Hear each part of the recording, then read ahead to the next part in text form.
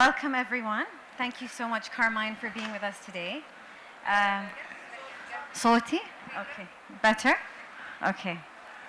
Thank you so much, Carmine, for being with us today. It's lovely to have you. I think it's your first time at the Abu Dhabi Book Fair. It is. It is my first time here. Yeah. And it's a very warm welcome here at الملتقى as well.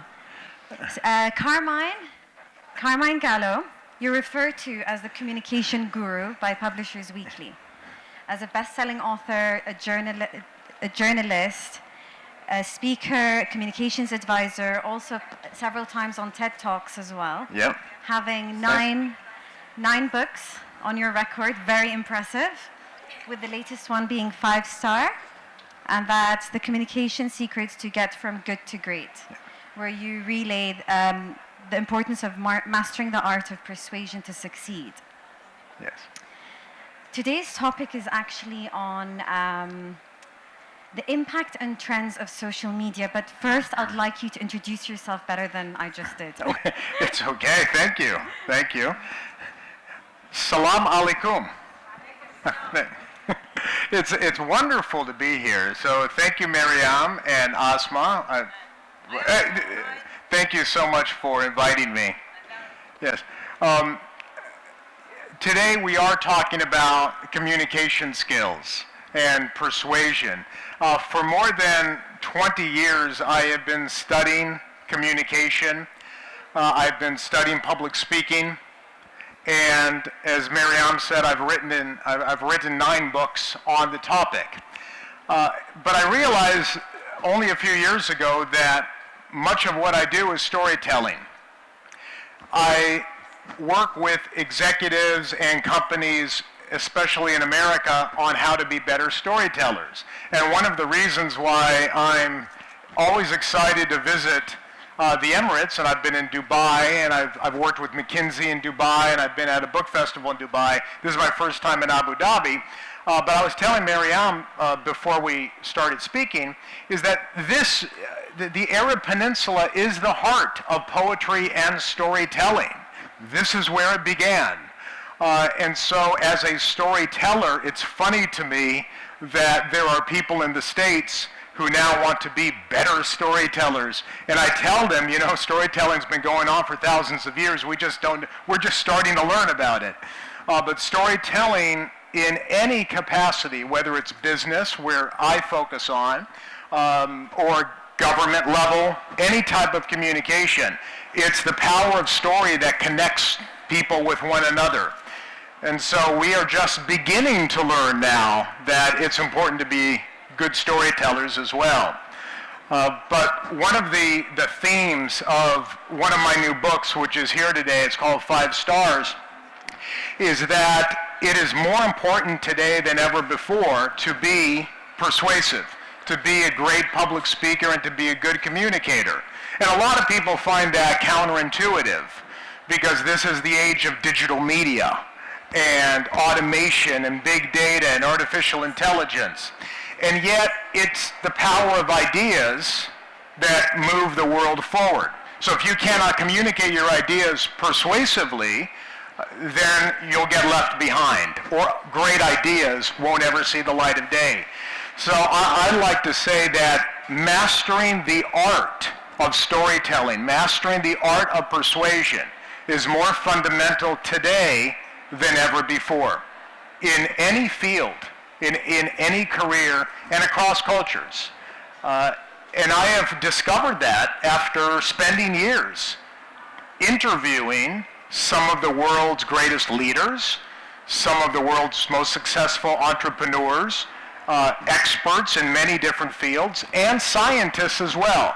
And it's funny, Mariam, because scientists have told me when I was writing this new book, scientists who are in the field of artificial intelligence have told me that they can build a computer, they can build a system that will recognize emotion in people.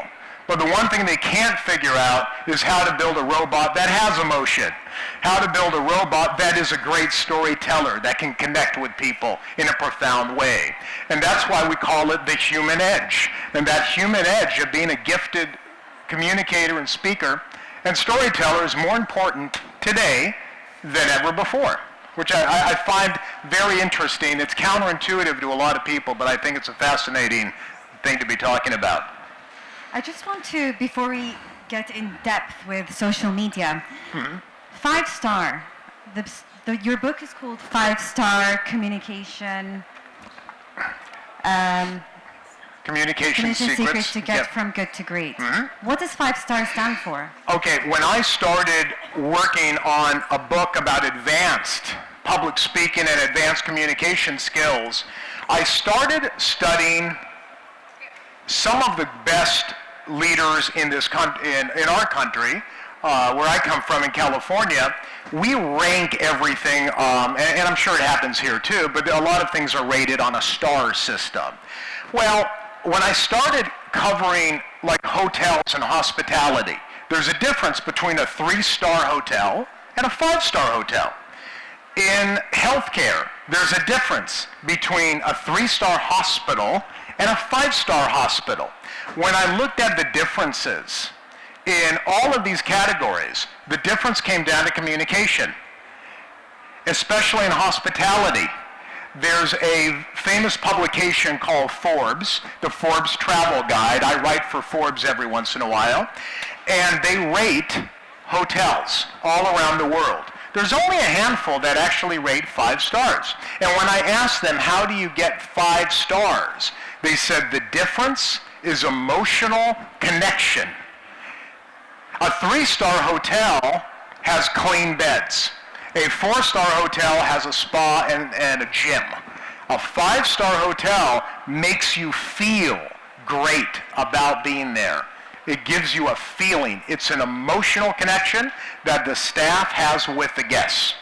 And I found that that's very common in almost every category, even in healthcare, the way hospitals are ranked. 5-star hospitals are better at communicating between doctors and nurses, between staff and patients. That's why I believe that learning to be a better communicator in almost any field is the one fundamental secret to standing apart in any field, in any career. And it's the great leaders who typically tend to be better communicators. My next question. Yes. Falls in the same category though. I'm sure everyone here knows that today is an age that's an information age, it's a digital age. Everything's at the touch of our fingertips. You can access something. We don't ask a question and wait for an answer. We Google it. Okay. Is that being the persuasion and seeing persuasion as the way to succeed? If you can persuade me, I see it as a gift and a curse. The tool that we're able to access something that fast and also engage and impact that fast through phones, through information, through digital platforms. If you could just touch base. What's amazing about digital platforms is that the way we communicate has changed. Now we communicate on Twitter and on Instagram and videos, and yet the human mind has not changed. So the way people want their information has always been the same for thousands of years. What's remarkable to me is that everything we do on social media, or every great speech, or every great presentation that you hear, has its roots in Aristotle's rhetoric, which he wrote more than 2,000 years ago. Aristotle was one of the first Greek philosophers to encode or create a structure around storytelling and narrative. And it's that very same structure which we use today. The great speeches of our time, given by almost everybody, if it's a great speech, has the elements that Aristotle first identified 2,000 years ago. And so when it comes to social media, we're not doing anything that differently. We've always been visual people. We've always been visual representations. That's why we like Instagram. Instagram is just another way of giving pictures, giving people instant visual information. We've always been a visual people. We talk about keeping things short, like on Twitter. Twitter is 140 characters in our country. we've always wanted to keep things short. Aristotle even wrote, if you want to persuade someone, keep it as short and as simple as possible to make your argument. So I don't see social media as anything considerably different. In fact, if anything, it just reinforces what we already know. That's why I wrote this book, 5 Stars, because I believe that we have to get back to the ancient mastery of communication. We already know how to communicate well. We know how to do it. The structure, the rules have been given to us thousands of years ago. And here on the Arab Peninsula, you've been storytellers for thousands of years. We know how to do this. We need to get back to that. And I tell people they need to get back to that in business especially. Nothing is as boring as a PowerPoint presentation in a business or a class setting, because it's not the way we've learned to be communicators. I recall we had a brief chat about the intention behind it being a gift or a curse. So if the intention to persuade is good or the intention to persuade is bad, and it could be done through communication on platforms like social media, and then the options of it being visual makes it faster, as you mentioned. So you could say that graphic is a source of communication, using graphics as well. Right. Would you say it's a stronger source, or is it the same? Or it's visual communication. Graphics is a much stronger source. One of my mentors is a microbiologist at the University of Washington. His name is John Medina. And John Medina studies the brain, and he studies the brain in the lab, and he studies how the brain processes information. And he's told me, Carmine, if you want to get information across, PowerPoint and delivering it in text and words on a slide is the worst way of delivering information, because the brain is made to understand things in visual form. That's why when you show things in terms of pictures, people remember it much more than text or words on a slide. Now try convincing executives and leaders to get away from PowerPoint and use pictures and tell stories instead.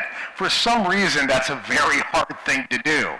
But if you want to persuade people effectively, it's all about pictures. So I think Instagram is great. It's getting us back to what we're supposed to do, which is communicate visually. We're visual people.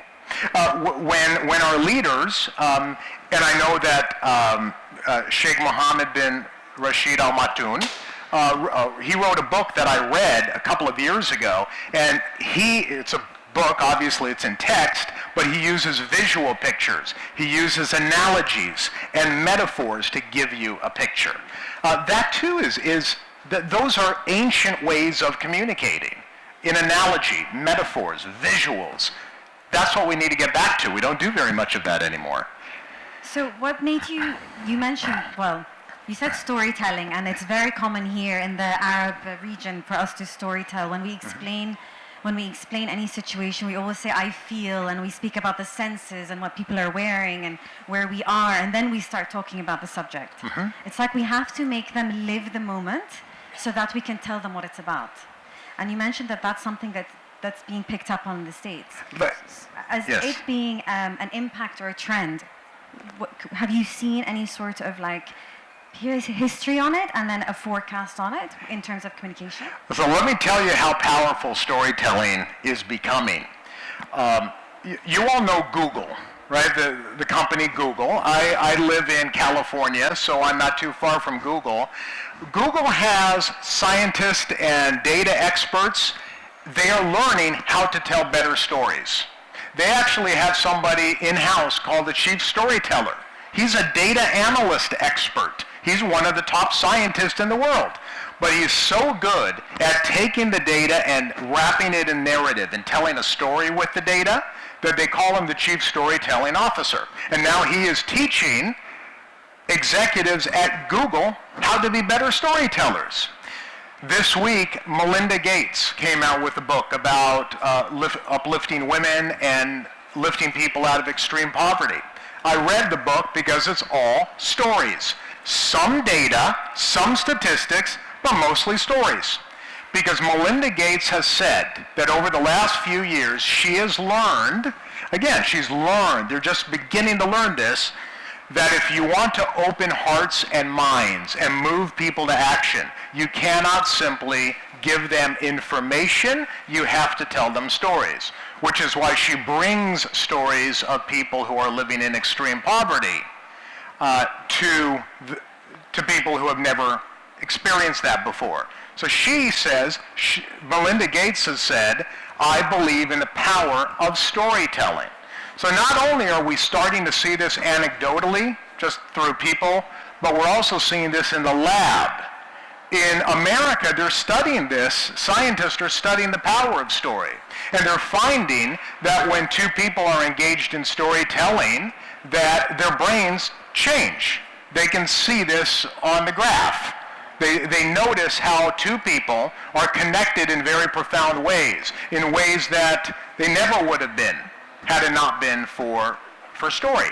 So we know this scientifically, and we know this is historically. Okay, so you're stressing strongly on storytelling.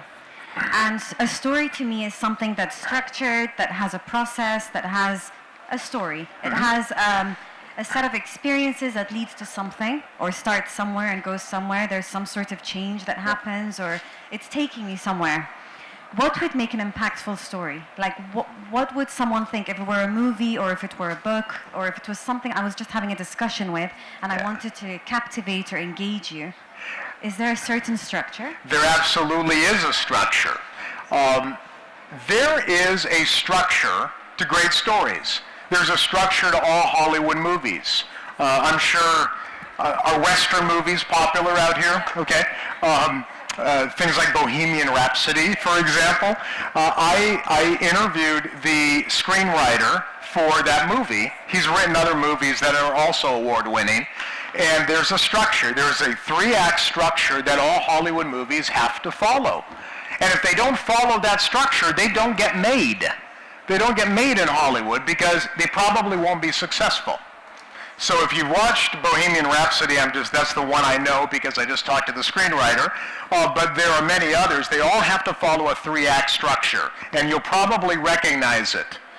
Now, Arabic movies, I don't know. I don't know if they follow the structure, but I know in Hollywood, they have to. Producers say if it doesn't follow the structure, we're not making it. The structure is in 3 acts. So the first act always has to be the setup. The first 30 minutes of a movie are always the same. They have to introduce the characters, and you have to get to know who they are and what their lives are like.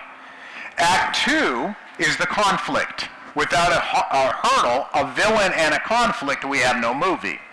Act 2 is about an hour. And then Act 3 is another 30 minutes, and that's the resolution. Act 1, 2, and 3.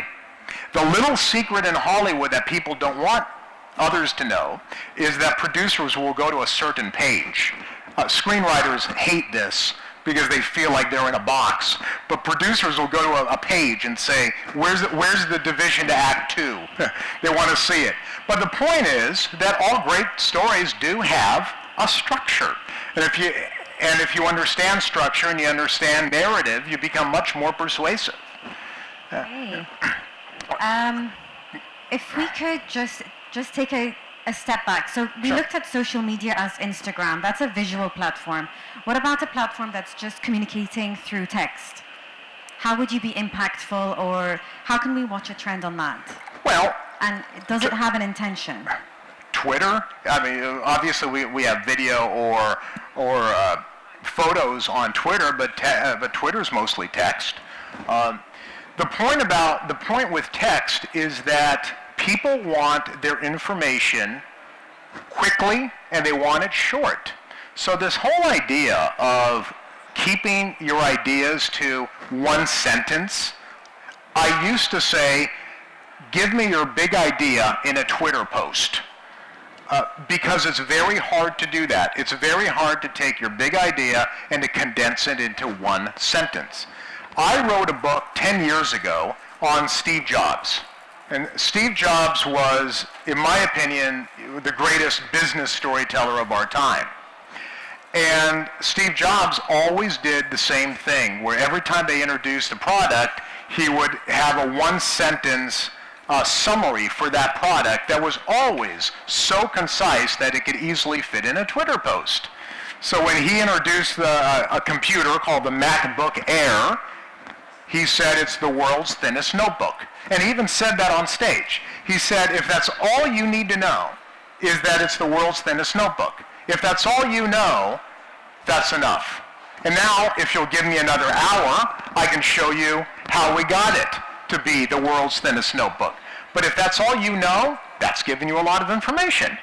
So Steve Jobs was brilliant at this. But again, this is the way people want their information. They want it short, and they want the big picture. It's called, John Medina taught me this. He said people need to see the big picture before details. So whatever it is, if it's an idea, if it's a company, if it's a new product, what is the big picture? Then you can go into the details. But if you have to give me the big picture first, because that's the way the human mind has evolved to consume information. Interesting. Yeah. How are we on time? We have time. Okay. It's 3:40. You want to start question?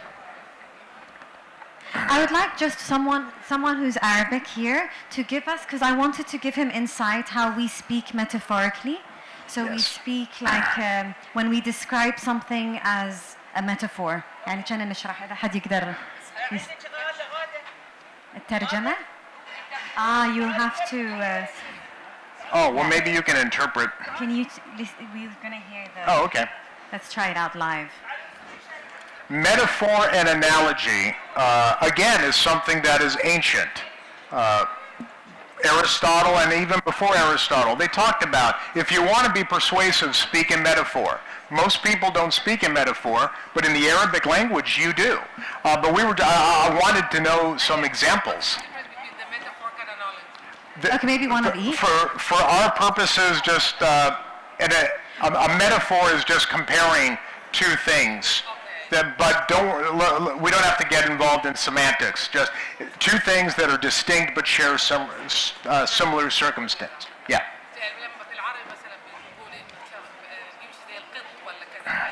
بالضبط. تعالي تفضلي. We're gonna do a literal translation. Okay, perfect. Instead of trying to help you understand, so that you really see how we describe Perfect. things. Okay? Yes, let's do it. What is your name? My name is Glada. Glada.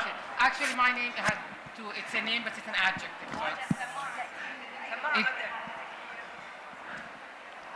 hello? Yes, it's working. So Ghada, it's a name, but actually it's an adjective. It means pretty young girl. Oh.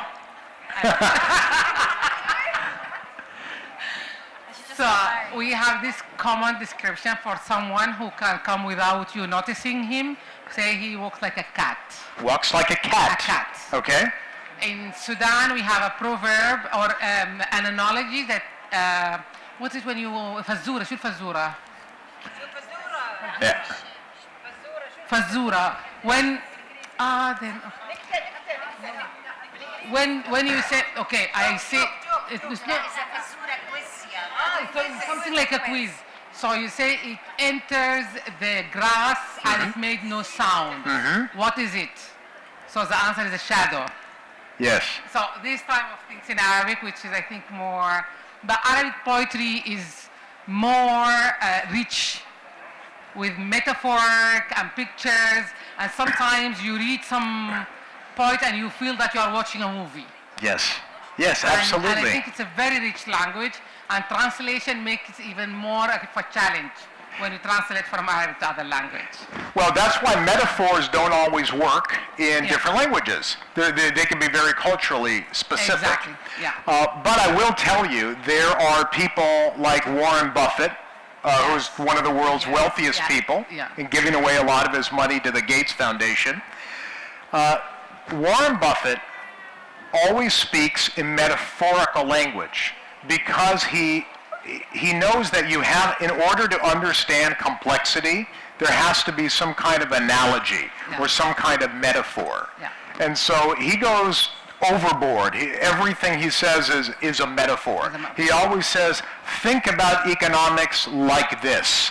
Think about it, think about my company, he said, not too long ago, a few weeks ago. He said, think about my company not as trees, but as a forest. Yes. A forest that is rich and growing and big. Yeah. Within the forest, he said, there's some twigs. And those twigs may not be around. They're individual companies. Yes. But the forest itself is healthy. Exactly. So again, how do you get people who don't understand business or economics to understand something that complex? He uses metaphorical language. But again, what's amazing about metaphor and analogy is that we know how to do this. It has been something, especially in your culture, for thousands of years. Yeah. And now people are just starting to understand how important it is. No, and I like your mention of Bill and Melinda Gates. I work with them, and this had been a shift in the communication, actually in the humanitarian field. Yes. So we moved from numbers and figures of victims, the number of displaced and refugees, to the picture, the face, and the story of the displaced person. And it's only when we had this shift in the media that we saw even the shift in the philanthropy and the way donors respond. Oh, we have to talk. I want to learn more about that.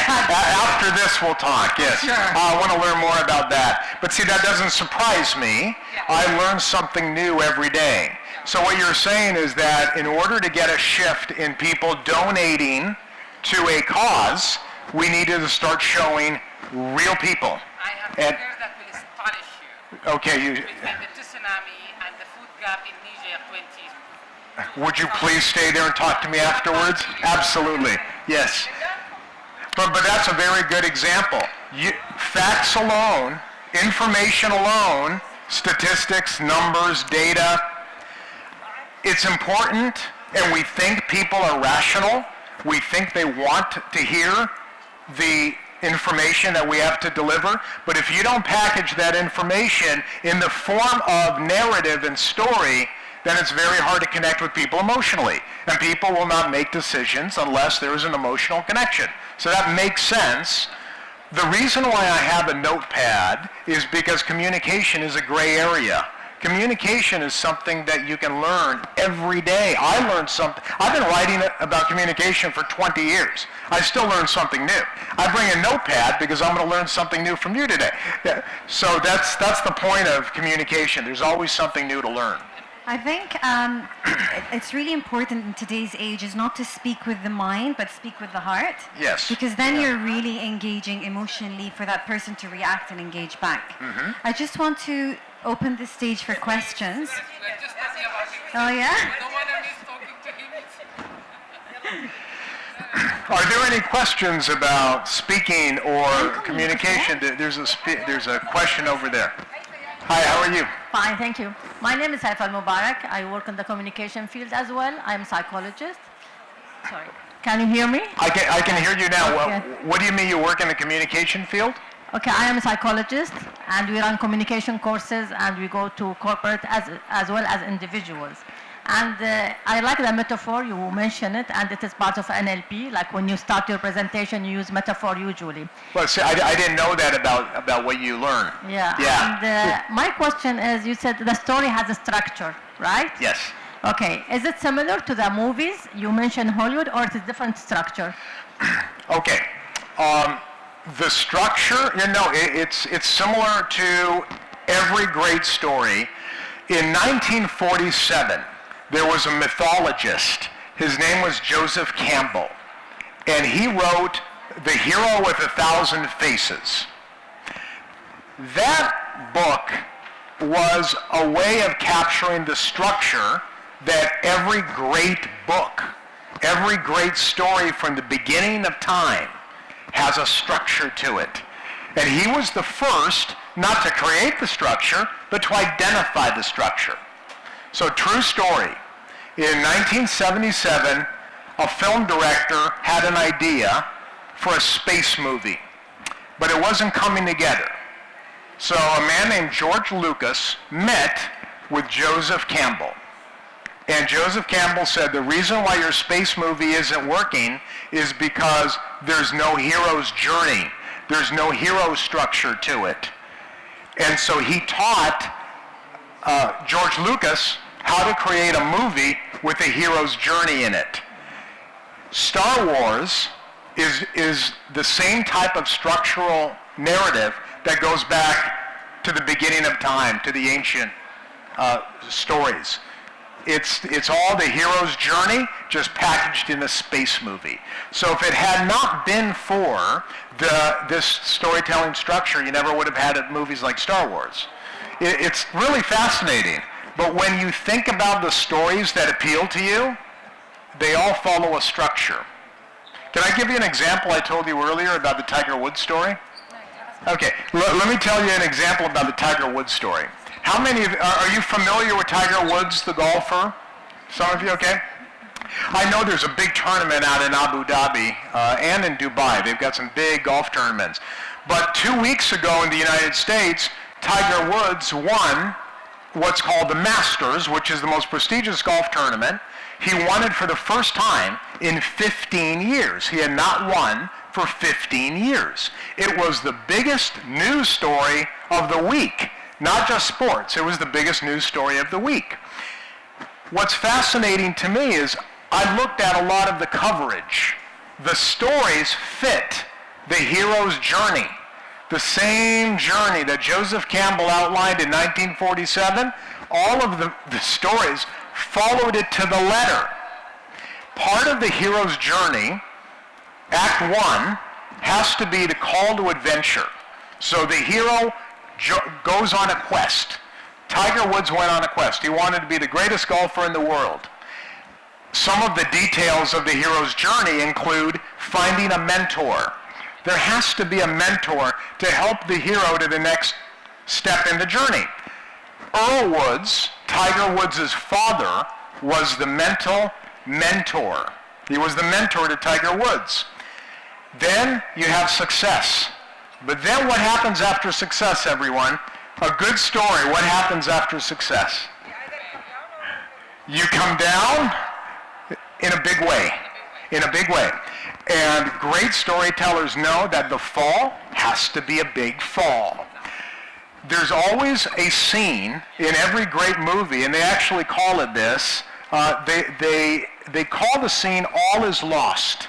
All is lost. It is the one scene in every movie where you say, there's no way the hero is going to get out of this one. And that happened about 2 years ago when Tiger Woods hurt his back, 4 back surgeries, and he said, I'll never play golf again. I can't even get out of the bed. But now He plays again, and he triumphs, and he wins. And what did they write about in the stories? If you read the stories, almost all of them talk about it's a different Tiger Woods. He acts different. He smiles. He's friendly. He's a better person. A better person. Every great story has to have a transformation at the end. And they call it the transformation. If you read some of the headlines were the greatest comeback story ever told. One headline was a story of redemption and persistence.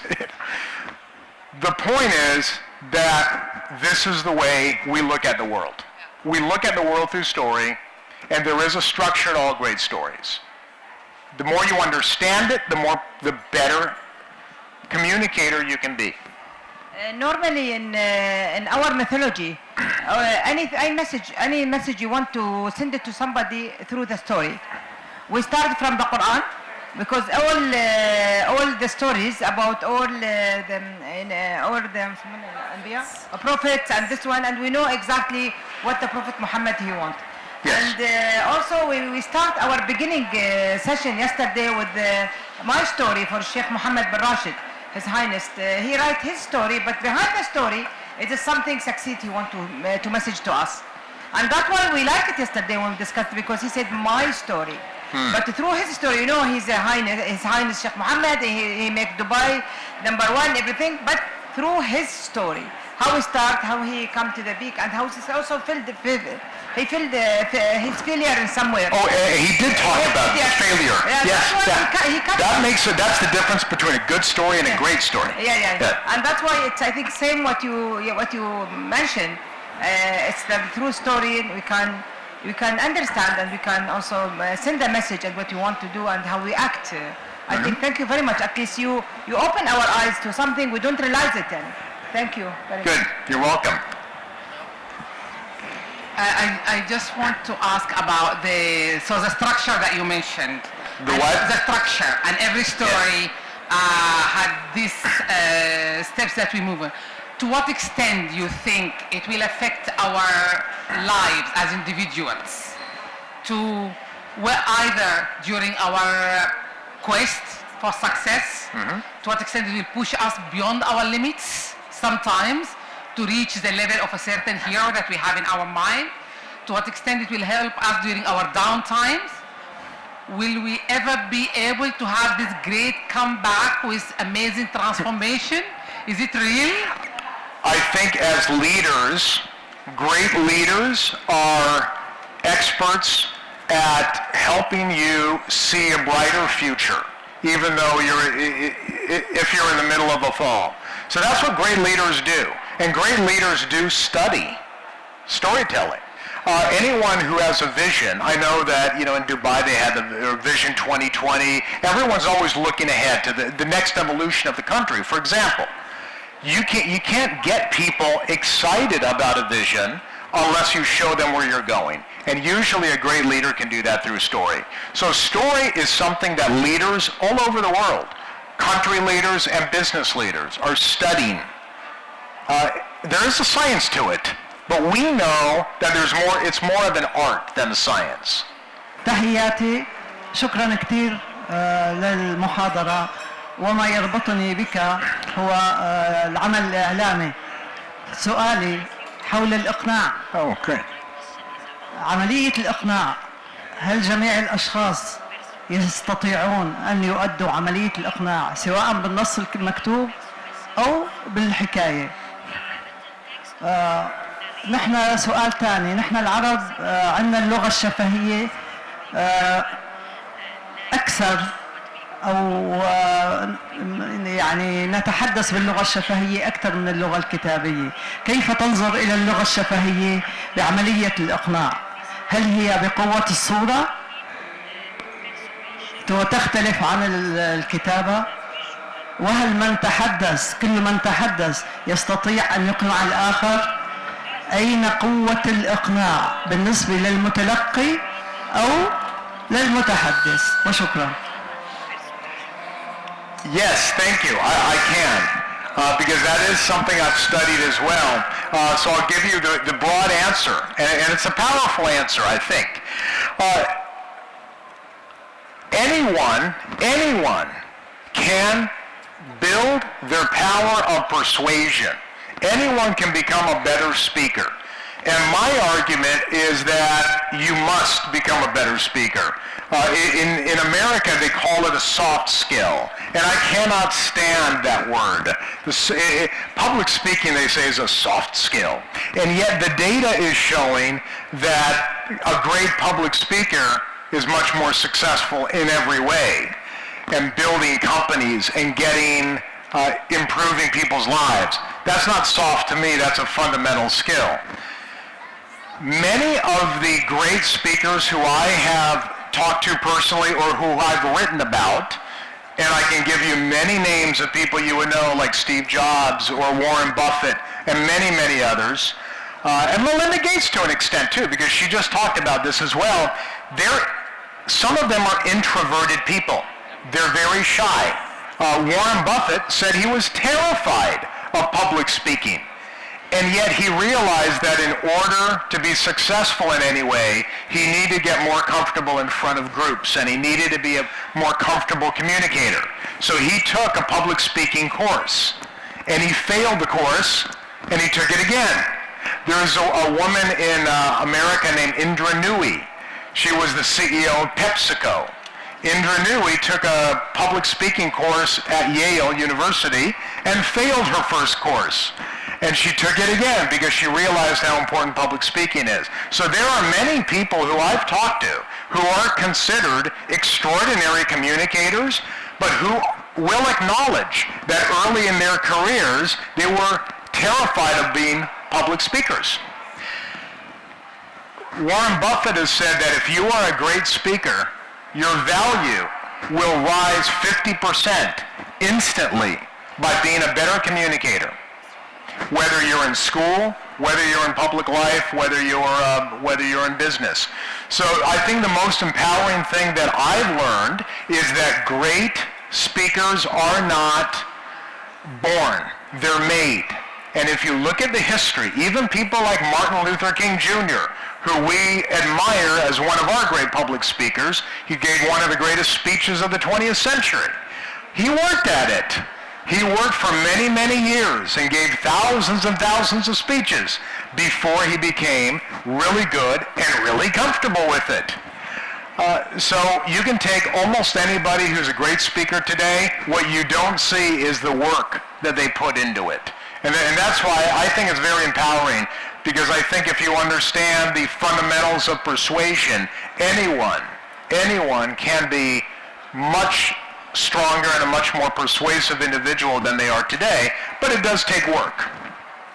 Excuse me, sometimes when you talk a story, many people, I feel bored because they do too much big or speak too much. What I can do, yani. It's not, sometimes coming opposite also. You should be bored.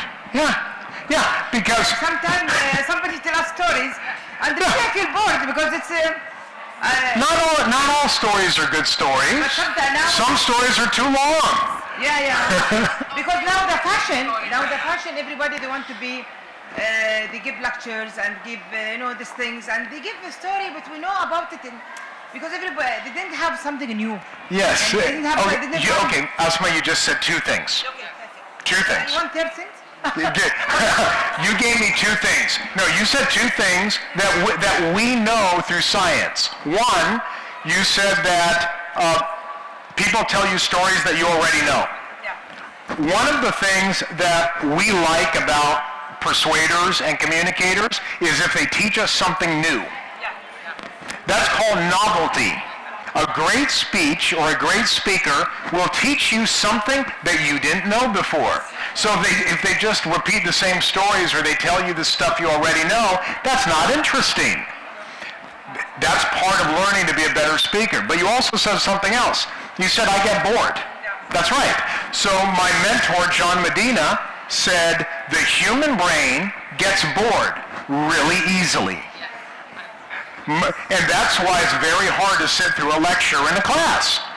Most people get bored, and most people cannot focus for more than about 10 minutes. Then they start losing their focus. You'd better be really good or change it up a little bit. Here we're having a conversation. That's an automatic change. If that's all you do is hear one person talk, you're going to get bored. So you're correct in both ways. You're correct in saying that you get bored easily. Everybody does. But a lot of speakers don't think they're boring. But people get bored easily. And if you're not teaching me something new, or you're not telling me stories that are new and interesting and captivating, or have a purpose to them, in business, every story has to have a purpose. You have to be driving me in a certain direction. Of course you'll get bored. And that's understandable. That happens to everyone. I will tell you just one story, sorry. Yes. I've been with my daughter shopping in one big store in London recently. And the lady, I love her who sells the things, because the way how she sell to me, tell me the story and what is behind it, and this, oh my God, and my daughter, she look at me, are you stupid? She did like this, she want you to buy. Because we are both, she look different, I look different. Who's right, me or her? So who told you the story? Who sell the things, the goods. They sell the story behind it and how is it. And when she told me the story, I love it, because she opened my eyes, and I want to buy these things. I love it to buy it. But my daughter, she look at me, still you don't know. She want to sell.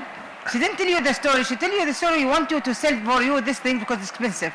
and you agree to buy it. Yes, yes. But Yeah, that's the marketing, yes. yes, it's marketing, but yes, it But reflects the power of the story. But the new generation now, they didn't like this kind of story. They don't, or they do? They didn't like. They don't like. Yeah. They don't like. Because they know to the point. They know that, they know how is the market. Because the marketing now, too much they make it Yes. about it. Okay. And that's why everybody thinks, this I agree. marketing, I don't believe it. I agree, you have to be authentic. I doubt it about it. I agree that stories have to be authentically told. People can tell the difference. Many people can tell the difference between an authentically told story or a story that a staff or an employee is trained, to give. But I'll tell you something. I come from a wine country in California, and every winemaker to a person will tell you that people don't buy the wine, they buy the story behind the wine. Which is why the distributors, the salespeople who sell wine, they travel. They bring the wine and they open it up and they tell a story behind it. They tell the stories about the families behind the wine and where it's grown and the history behind it. And I've asked them, why don't you just send the wine? Send a bottle, have them open it. If they like it, they'll buy it for the store.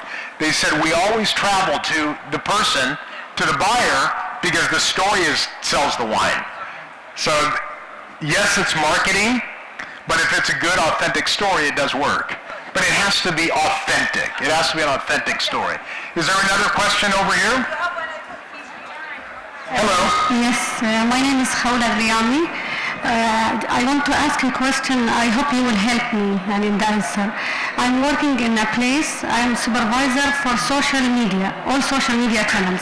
Great. Okay, we started from nothing. We didn't have any followers, nothing. Then now we reached maybe 40,000 followers. But what the problem? I used many tools. One of tools that we used a story that relates to people, to the society. Okay, I attracted them, but now I reached to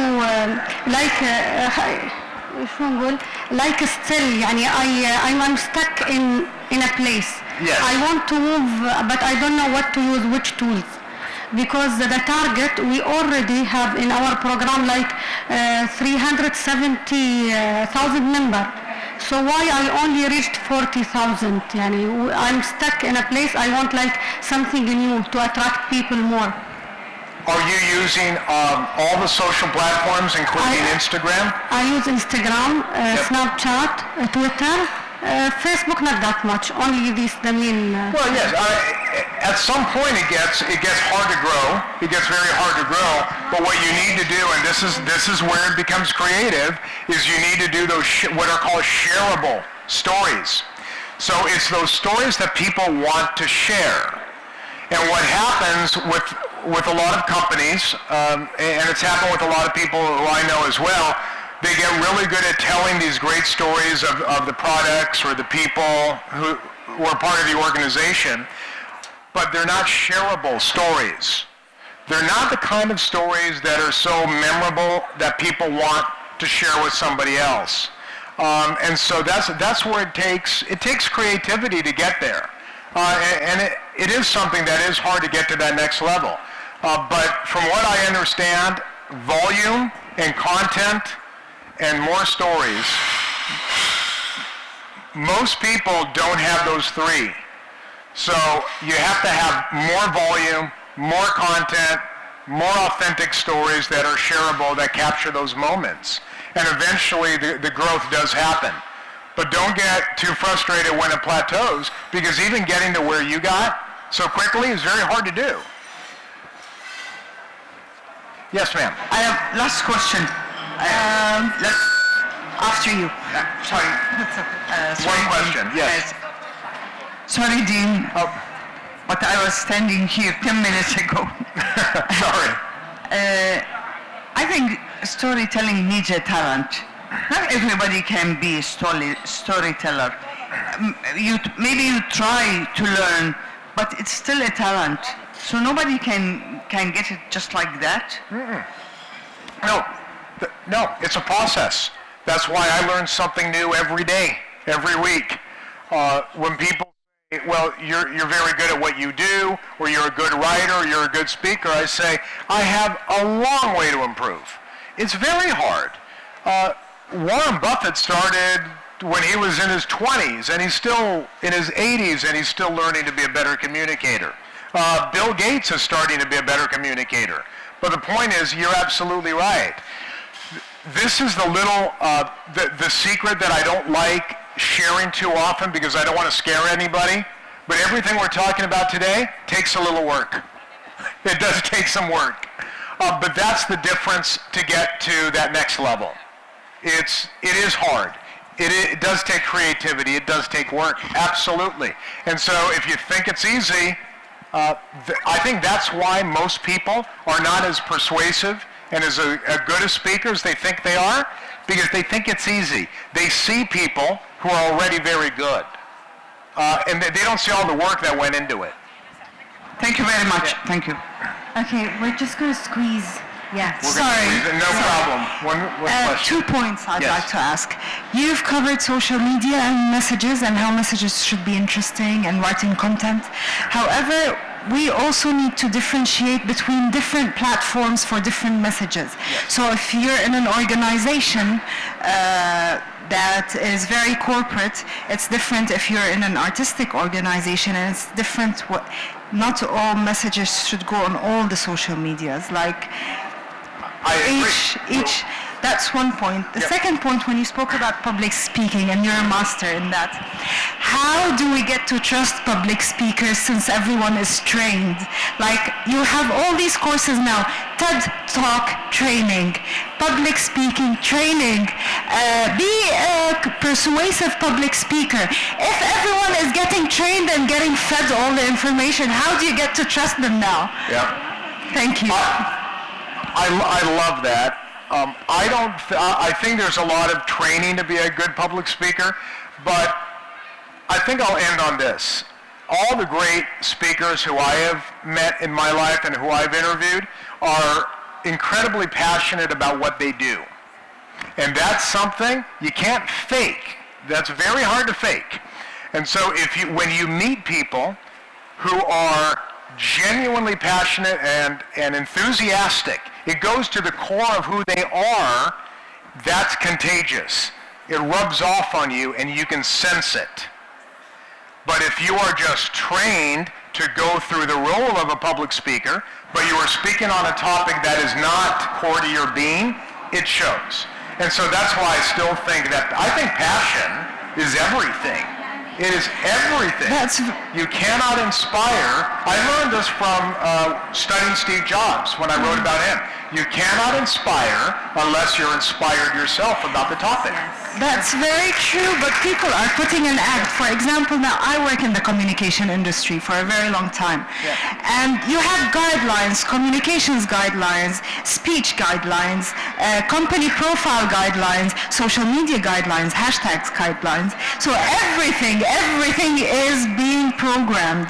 And even sometimes people, like when you speak to them normally, they're a total different personality of what they're trained. They put an act. They start acting like they're different people. And every once in a while, somebody comes along and breaks those rules, and they become more interesting because of it. We're going to have a little debate here. It's debate time. Okay. Do I get to watch a debate, or am I part of the debate? Okay. I think even if you have guidelines for everything, you cannot fake being authentic. People are not stupid. Even if you market things and they are not true, maybe they will believe it at the beginning, but at the end, no. Even if you have all the guidelines, even in communication and marketing, but we should not underestimate people.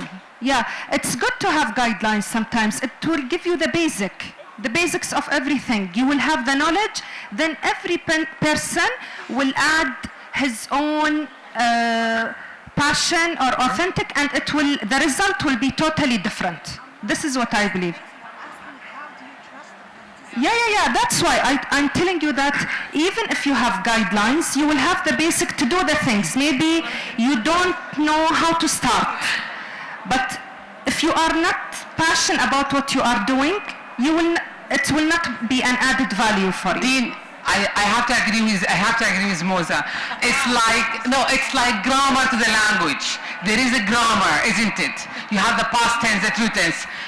You learn the grammar to write, but that does not make you a good writer.